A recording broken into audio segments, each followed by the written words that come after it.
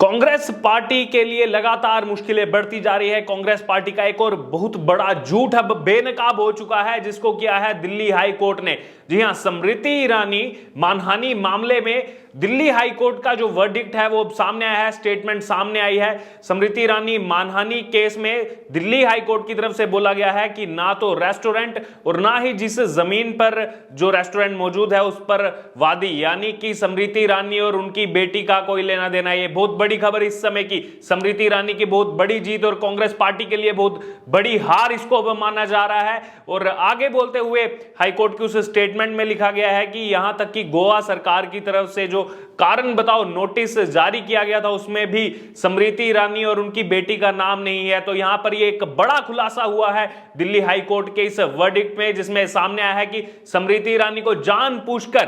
Congress party की तरफ से जो है घसीटा जा रहा था। सिर्फ स्मृति ईरानी नहीं बल्कि उनकी बेटी 18 साल की बेटी जो कि विश्वविद्यालय के अंदर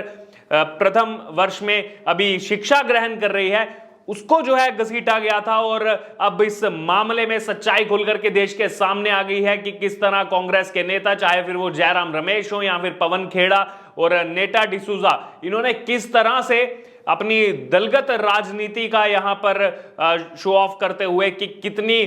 जो है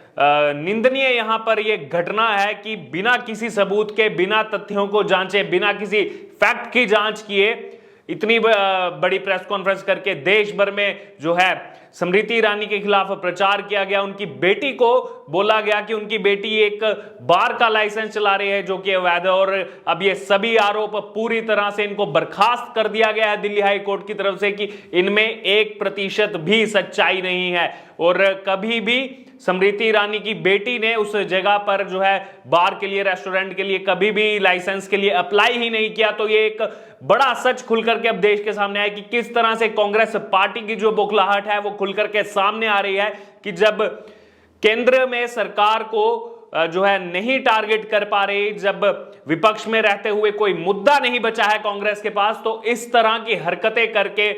बदनाम करने की कोशिश की जा रही है मंत्रियों को, उनकी फैमिली को बीच में इसमें घसीटा जा रहा है, जिनका इस केस से ना कोई लेना ना कोई देना, यह साफ कर दिया गया है दिल्ली हाई कोर्ट की तरफ से। और कुछ दिन पहले भी दिल्ली हाई कोर्ट की तरफ से बोला गया था कि जो प्रेस कॉन्फ्रेंस करके जो आरोप लगाए गए हैं उसके रिलेटेड जो भी सोशल मीडिया पर डाला गया है उसको 24 घंटे के अंदर हटाया जाए। जितने भी आरोप लगाए गए हैं वो सभी जो हैं गलत आरोप है और उन सबको सोशल मीडिया से हटाया जाए, नहीं तो फिर खुद सोशल मीडिया कंपनी, चाहे फिर वो यूट्यूब हो, ट्विटर, फेसबुक, वो इनको हटाने का काम करेंगी। वो भी एक बड़ी हार थी। और अब आज अगस्त शुरू होते होते यहां पर कांग्रेस पार्टी के लिए मुश्किलें जो है लगातार बढ़ती जा रही हैं। जिस तरह से उनका झूठ बेनकाब हो रहा है, देश के सामने सच्चाई आ रही है कि किस तरह से स्मृति ईरानी और उनकी फैमिली को जानबूझकर कांग्रेस पार्टी की तरफ से घसीटा जा रहा था, इस पॉलिटिक्स में घसीटा जा रहा था, गोवा में उस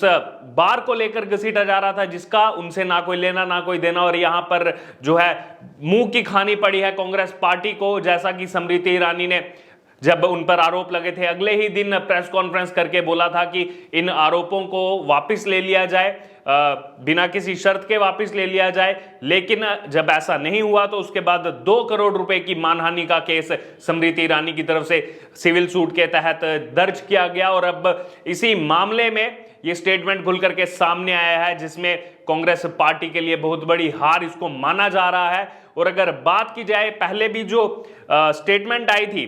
हाई कोर्ट की तरफ से, उसमें ये जस्टिस मिनी पुष्करना की तरफ से बोला गया था कि पहली नजर में ही पता लग जाता है कि बिना किसी फैक्ट को जाने, बिना तथ्यों की जांच पड़ताल किए स्मृति ईरानी और उनकी बेटी के खिलाफ जानबूझकर इस तरह के आरोप लगाए गए हैं। और उसके बाद स्मृति ईरानी की तरफ से जो है पलटवार किया गया था और बोला गया था कि मेरी बेटी की गलती सिर्फ इतनी है कि उसकी मां ने गांधी परिवार, जो इशारा किया गया सोनिया गांधी और राहुल गांधी की तरफ, स्मृति ईरानी ने कहा था कि मेरी बेटी की गलती सिर्फ इतनी है कि उसकी मां ने गांधी परिवार का जो घोटाला है, जो हजारों करोड़ रुपए के घोटाले इस परिवार ने किए हैं, उसको देश के सामने रखा, उसको उजागर किया। और इतना ही नहीं, एक गलती और भी है कि 2014 और 2019 के चुनाव में मैं अमेठी से चुनाव लड़ी। दरअसल अमेठी का नाम इसलिए सामने आया क्योंकि रायबरेली और अमेठी को कांग्रेस पार्टी शुरू से ही अपनी जागीर समझती आई है और इतिहास में ये नाम दर्ज हो चुका है स्मृति ईरानी का। जब 2019 के चुनाव में राहुल गांधी को अमेठी से मुंह की खानी पड़ी, वहां से चुनाव हार चुके राहुल गांधी परिवार का वंश राहुल गांधी वहां से चुनाव हारे और वायनाड में जाकर के जो है उन्होंने चुनाव जीता था लोकसभा का। 2014 में हालांकि स्मृति ईरानी वहां से नहीं जीत पाई थी, लेकिन उसके बाद 5 साल तक उन्होंने जिस तरह से वहां पर मेहनत की, लोगों के बीच में रही, लगातार लोगों के साथ संपर्क में रही और जो उनको मिनिस्ट्री भी मिली थी उसके साथ उन्होंने वहां पर विकास कार्यों में जो है योगदान दिया और जिसका नतीजा हमें देखने को मिला 2019 के लोकसभा चुनाव में, जब अमेठी की जनता ने राहुल गांधी को दरकिनार करके स्मृति ईरानी को भेजा लोकसभा के अंदर। और उसके बाद से ही गांधी परिवार में बौखलाहट थी स्मृति ईरानी के नाम को लेकर के। लगातार स्मृति ईरानी पर इस तरह के आरोप लगाते हैं, चाहे वो मोदी कैबिनेट 1.0 हो, उसमें उनके जो HRD मिनिस्ट्री थी उसको लेकर के लगातार उन पर सवाल उठाते आए हैं गांधी परिवार, हालांकि उसमें कुछ प्रूव नहीं कर पाए। और अब जब स्मृति ईरानी अपनी मुखर आवाज से विपक्ष के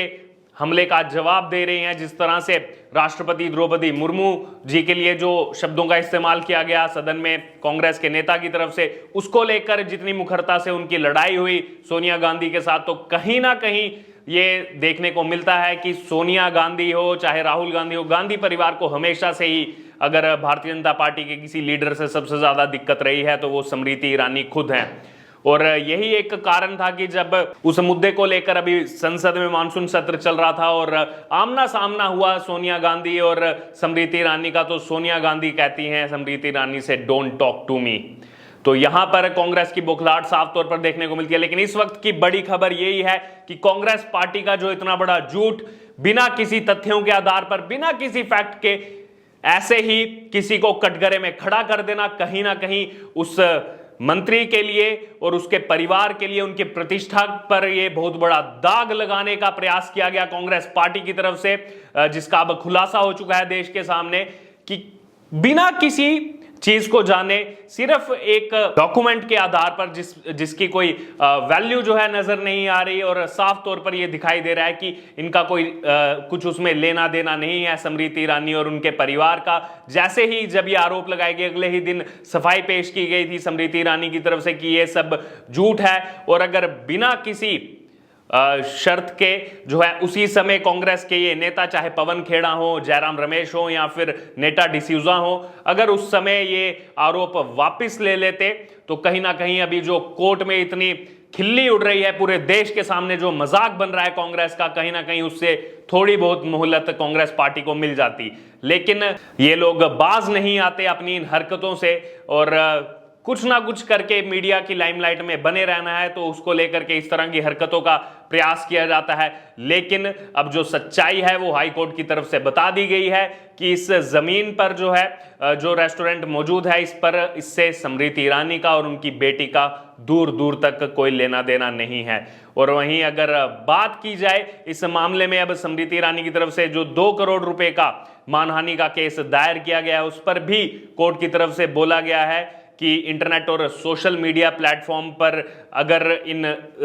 जो सामग्री इससे रिलेटेड जो आरोप लगाए गए, झूठे आरोप लगाए गए और इससे रिलेटेड सामग्री सोशल मीडिया प्लेटफॉर्म पर बनी रहती है, तो फिर ये स्मृति ईरानी को की छवि को नुकसान पहुंचाता है, उसके परिवार की प्रतिष्ठा के लिए काफी हानिकारक हो सकता है। तो इस वक्त की बड़ी खबर, कांग्रेस पार्टी का झूठ सबके सामने आ चुका है और इस पर अब आपका क्या कहना है, आपकी क्या राय है? जो ये झूठ बेनकाब हुआ है, ये डॉक्यूमेंट सामने आया है, सोशल मीडिया पर तेजी से लोग इसको वायरल कर रहे हैं, इस पर अपनी अपनी प्रतिक्रिया दे रहे हैं कि किस तरह से कांग्रेस का एक और झूठ, क्योंकि लगातार पिछले कई सालों से आरोप लगते हैं कि कांग्रेस पार्टी झूठ की राजनीति यहां पर करती आई है, दोहरे मापदंड की राजनीति अपनाती आई है। तो उसको लेकर के अब आपकी जो भी राय है आप हमारे साथ कमेंट बॉक्स में रख सकते हैं और इससे जुड़े तमाम अपडेट के लिए आप बने रहिए हमारे साथ। हम फिर से मिलेंगे एक नई वीडियो में एक नए अपडेट के साथ।